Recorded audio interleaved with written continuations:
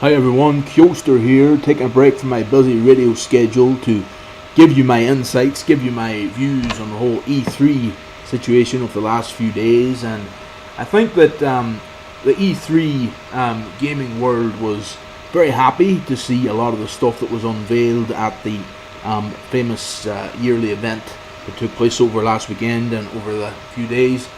As you can see, there's the Xbox One we're looking at there, fabulous looking device. A lot of big changes this year. The sensor thing is unbelievable. There's of course an image of the old Xbox logo, the first Xbox, and then you'll see an image of the 360 logo and an image of the 360, which I have, the 250 gig 360. Very nice console. I really enjoy the Xbox. Really cool. Total entertainment system, as I would have alluded to. But we did see a lot of stuff at the E3 conference.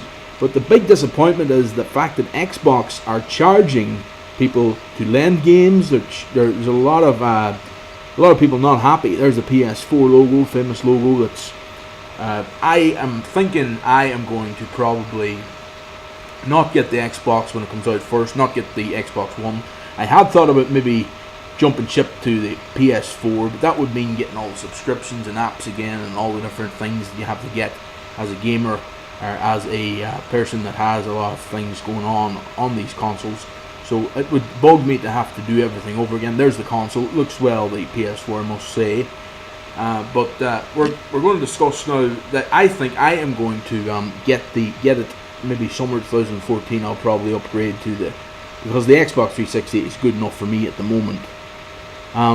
Here you see an image of Grand Theft Auto 5, just one of the games that was revealed for the Xbox 360 and Xbox One, as well as the PS4, PS3 and 4. And then another game, Watch Dogs, looks very good also from the E3. So a lot of controversy over the fallout of the E3, but let's take a look at the top 10 games that's going to be available. We're taking a look at the top 10 games that were revealed at E3 today. The show was incredible. We got to see some awesome games from Xbox One and the PlayStation 4. But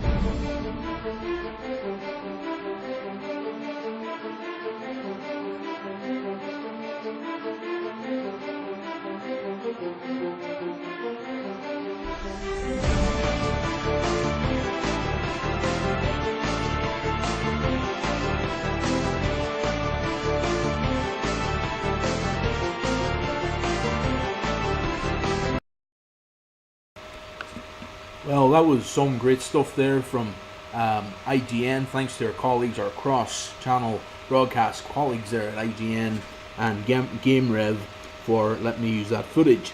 As you can see, Rockstar Games is the maker of these a lot of these sandbox games, what you call them, including this one. Remember Grand Theft Auto 3 from back in 2001 time? It was a great game, and then they moved on and they brought out Grand Theft Auto Vice City, which was a great game as well.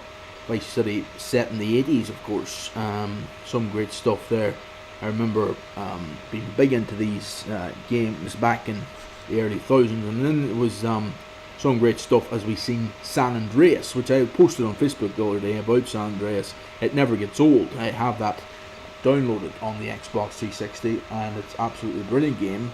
And also, we know that another one came out. I didn't actually get the chance to play the fourth one, which is a shame because I'm just kind of getting back into these games lately, because I have so many things going on. It's hard to play all these games as well, but I don't really, with my schedule, it's hard to kind of. So what I've been doing now is trying to get a gaming night, where you take one night and play these other games, because a lot of the nights I play the wrestling games and stuff.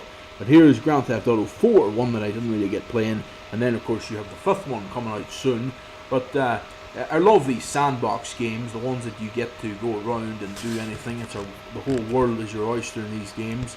You can just be like somebody out in the street, only virtual reality, and you can absolutely do anything. It's cool.